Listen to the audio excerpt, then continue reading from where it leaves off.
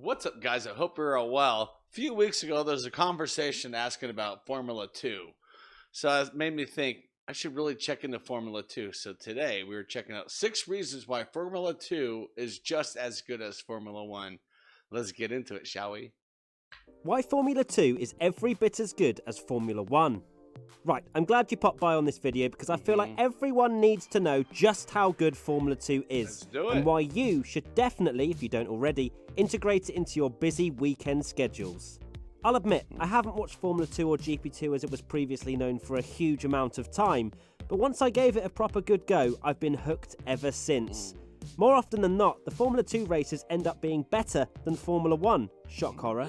And hey, you don't have to choose between them, just watch both. Let's dive into some reasons why Formula 2 is a god-tier championship. Upcoming drivers. Formula 2 is a platform and gateway into Formula 1. It's not a guarantee, don't get me wrong. We've seen the likes of Nick de Vries and Davide Valsecchi win the championship and not get to Formula 1. But it certainly puts you in the eyes of Formula 1 teams, and if the timing is right, you could easily get your shot the following season.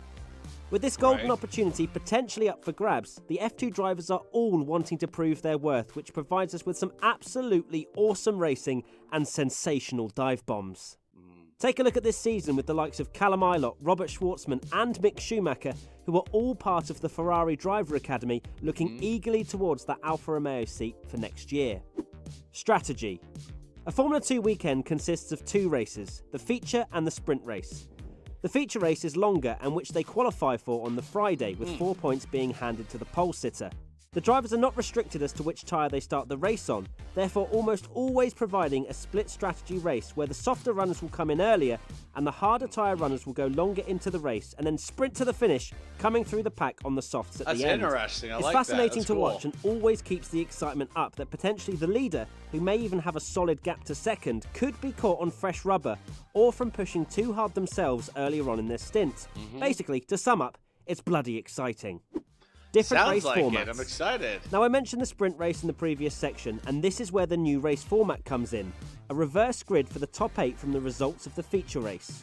It's honestly a genius format which doesn't feel too artificial from a spectator's point of view, and gives great opportunities to drivers to showcase their skills from the front that maybe don't have the I think outright pace to NASCAR did qualify that during there. the pandemic. On almost a every couple occasion they times. won't It's stop really for cool. tyres, apart from Hungary where most drivers had to pit, but the driver that didn't, Luca Giotto, managed to win by the smallest of margins. Honestly, one more corner and Ilott would have won.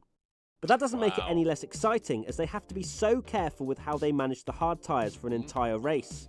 Leaders have often pushed too hard at the start of a race to build a gap, only to be caught by the end. Are you getting where I'm going with this? Yep. Formula 2 is awesome! It's a Seems spec more series. exciting. Like The same F1's F2 car like is you used by can't all pass, of the you teams, can't do with a carbon anything. fibre It's like, this monocoque is supplied by Dallara, lousy. as well as a single turbocharged direct injected Mechachrome V6 engine. The top teams usually still win because they have the best engineers to dial in setups for every race. Makes But it sense. certainly provides much closer racing and the opportunity for a few upsets here and there.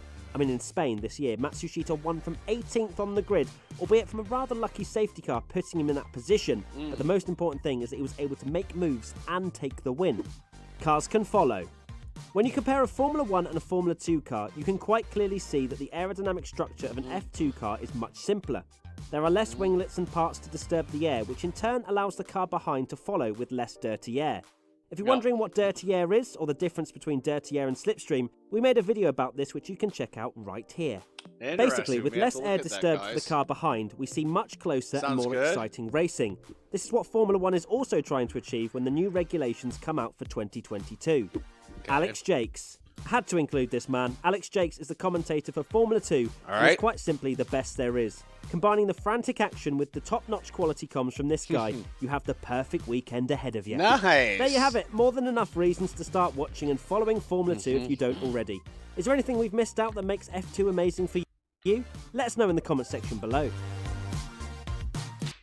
That was interesting. I know there's F1, F2, F3, and Formula E, which I've watched a little bit of a race, but it sounded like a bunch of freaking bumblebees going around on track. Wasn't very I wasn't really impressed by Formula E. But F2, man, I should check out a race if I can. Seems very fun. Seems very interesting. Yeah, so with that being said, I want to thank you all for watching. Stay safe and don't forget to wash your hands. Bye.